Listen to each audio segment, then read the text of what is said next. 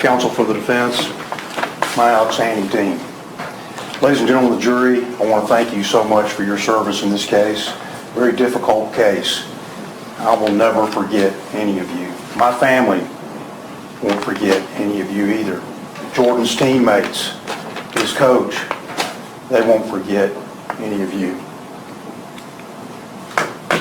That's who this case is about. That kid right there. It's not a fairy tale. He really was that great. He really did have a 3.5 GPA. He really did want to go to Alabama to play football for them. He really did work out every day. He really did have 1 million friends. He really did have a nickname, Smiley. He was the real deal. He was in the 9th grade.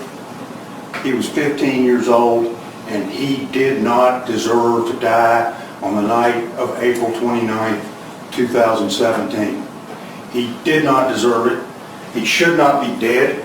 He should be sitting right there beside his brother Kevon, or with his brother Vidal out in Colorado Springs. He shouldn't be in a grave right now like he is. And he put him there. He shot 5 times into the night, and but for the grace of God, those 3 kids right there are dead too. Think about that. It's a miracle. And then you compare this kid with the defendant, who on April the 16th, 2017, after being an offender bender, pulls his sidearm out and points it at 2 women for no reason whatsoever. He points a gun at them for no reason. And then, on that same day, he goes up to his truck and he proudly and defiantly says to a Dallas Police Department sergeant, just to show you, Kevlar helmet, black jacket, rifle, it could have been a lot worse. Was he going to kill them too? And keep on looking at this defendant. Keep on looking at it. Admits he's got a Facebook post that says, I've never been as good at anything in my life as I am at killing people. Who says that? He does. This is a man who in 2013 was in a courtroom just like this one. He was on the witness stand. And he says in front of a bunch of ladies and gentlemen just like you, I don't remember a fucking question. Can you believe that? This guy is an angry, out of control, walking bomb, a time bomb that went off on April the 29th, 2017. His psych assessment that he took in 2011 said that the defendant said that he was immune. He had no fear. And keep on thinking about this defendant and all the things that he did. You can take all that into account. Look at his civil lawsuit allegations that he admitted. He called those kids over there gangsters. Said they had guns in the car. Said they were dope dealers. Who does that? These are the sweetest kids in Ball Springs over here. Not gangsters. But he alleged in the civil lawsuit that they were. Think about that too. And think about the actions of that night. Do you remember that the defendant told you guys that he felt sick to his stomach? That once he realized what he'd done, he felt horrible. That's not what he said that night. He lies to his police sergeant, says we were giving them commands. No, he wasn't. He complains to Officer Pedro Gonzalez, the other officer that's down there on Bishop, Officer Chambly. Chambly's being a dick. Does that sound to you like somebody that felt bad about what had happened? Does it? At 8 minutes and 30 seconds on Officer Chambly's dash cam, you'll hear Oliver yelling out, "Follow directions!" Does that sound like somebody that felt bad about what he'd done? Or what he is?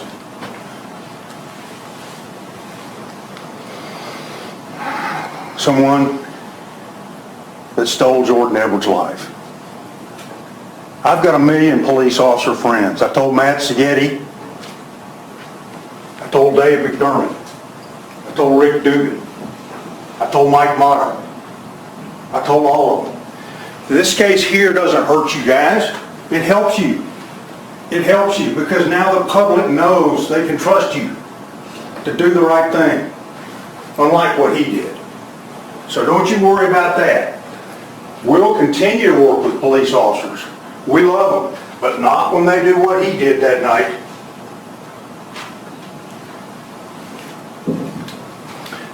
I'm going to go through some evidence here.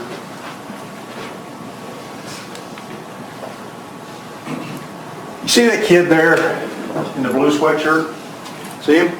That's Jordan. He doesn't know it, but he's got about 10 seconds to live right there. In the defendant's body cam, you will see that at 11:18 and 28 seconds, he starts to run up that hill. 9 seconds later, he shoots 5 rounds. During those 9 seconds, he had plenty of time to evaluate what was going on and to know that at no time was Officer Gross in danger. How long is 9 seconds, you ask? We'll start now.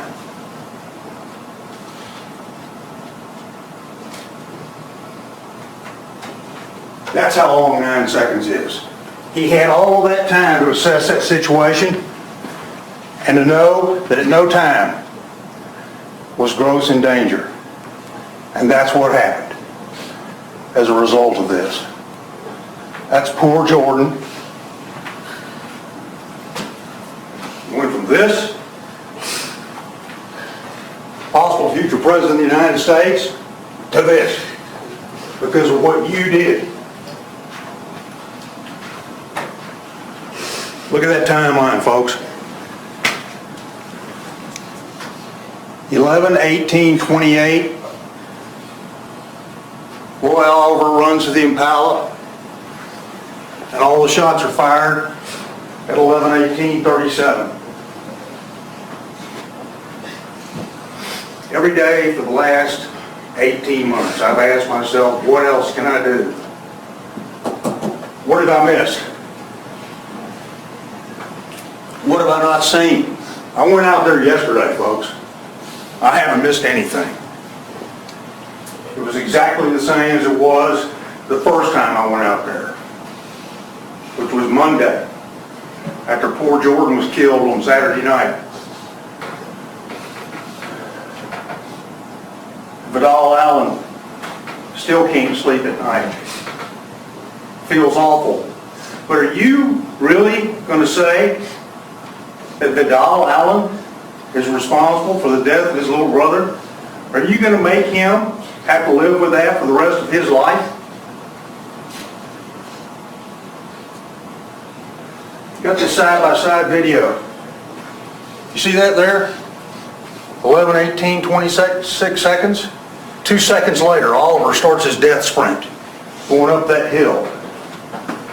I submit to you the evidence shows that by the time he started running, that he had committed into killing somebody out there that night, whatever it took. I've never been so good at anything in my life as I am at killing people. Who says that?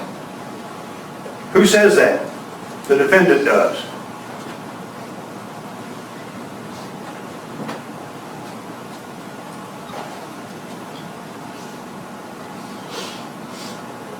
(11:18:27 seconds).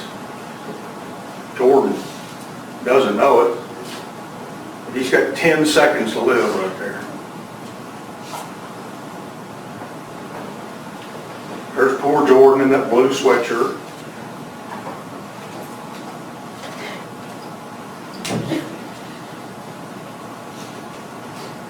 There's Gross on the left starting to raise his weapon.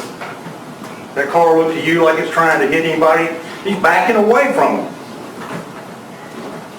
And then, when they start to go south, he actually goes so far away as to get into the northbound lane. He turns his wheels to the left. Believe me, if Vidal Allen had wanted to run over those police officers that night, he could have done it.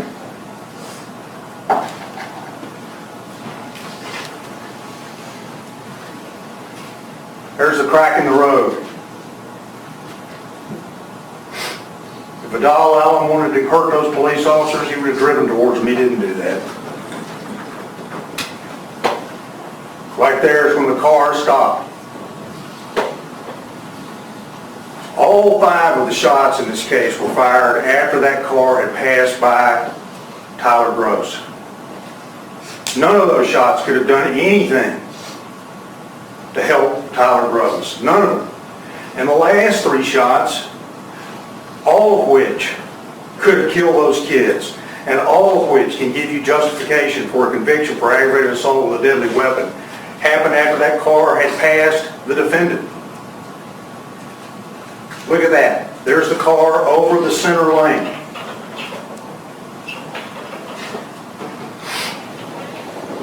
Front wheels turning to the left. This is all from Mr. Frederick's presentation. Now you've got Gross at the back of the car, and the first shot still has not been fired. It's not fired until 11/18/37.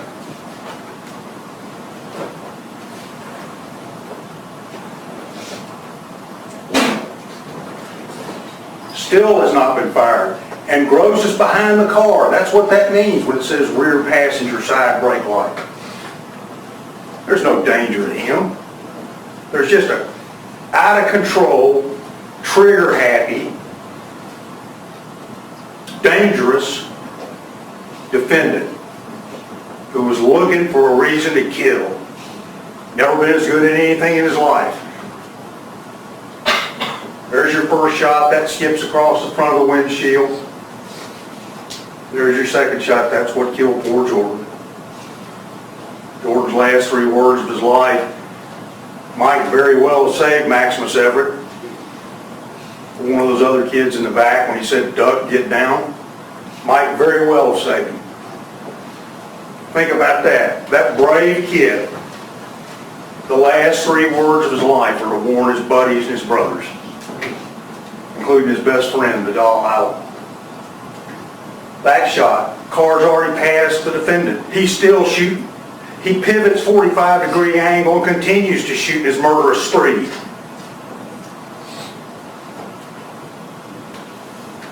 Look where the defendant is. He's still shooting at that car. How much blood do you want, Oliver?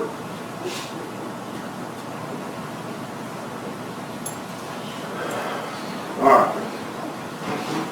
This is what Grant Frederick said. The subject vehicle steered away from Gross and Oliver prior to the shots.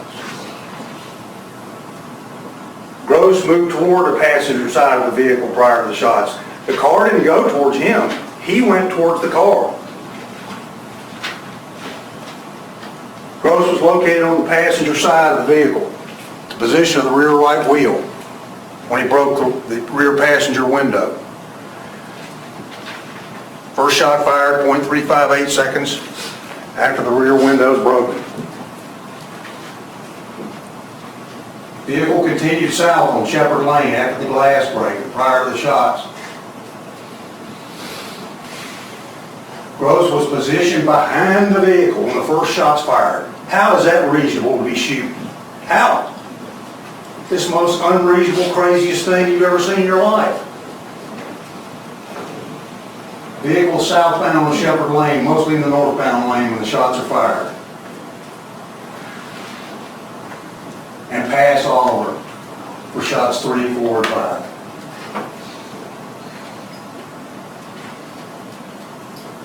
Now here's your Distinguished Service Cross winner. People keep trying to make fun of his service just because he wasn't a street police officer. Well, he was in the jungles of Vietnam. The defendant used excessive force when he shot and killed Jordan. That's what he said. No properly trained law enforcement officer would have reason to believe that using deadly force was reasonable under the circumstances. Officer Groves said he never felt threatened or was in danger of the vehicle hitting him, and that's why he didn't shoot, folks. He knew he didn't need to. And when the defendant said he was trying to hit you, did you hear Tyler Groves agree with him? You didn't. And then Oliver lies to the sergeant. We were both giving them commands. No, you weren't. No, you weren't. And then just because Chamley's down there doing his job, taking the rifle away from him and quarantining him, he calls him a dick. You remember that.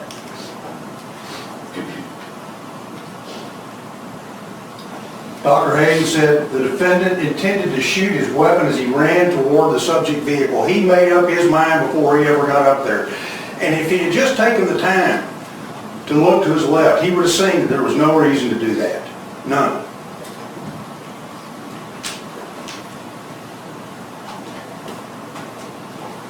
That's what Dr. Hayden testified to. Distinguished Service Cross, Purple Heart, Vietnam.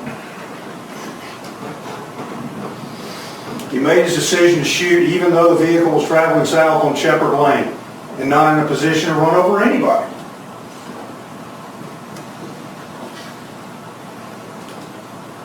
Judge, can you get the lights?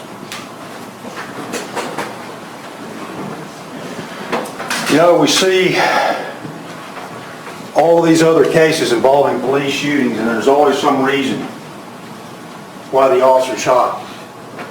Maybe somebody was a shot. When we started this trial, the state said we weren't going to be able to go into all these other cases. We object, outside of the record. Objection sustained. Go ahead, Mr. Slims. But in this case, this innocent kid was not doing anything wrong. Nothing. He deserved the opportunity to go to college. He deserved the opportunity to make Odell Edwards a grandfather.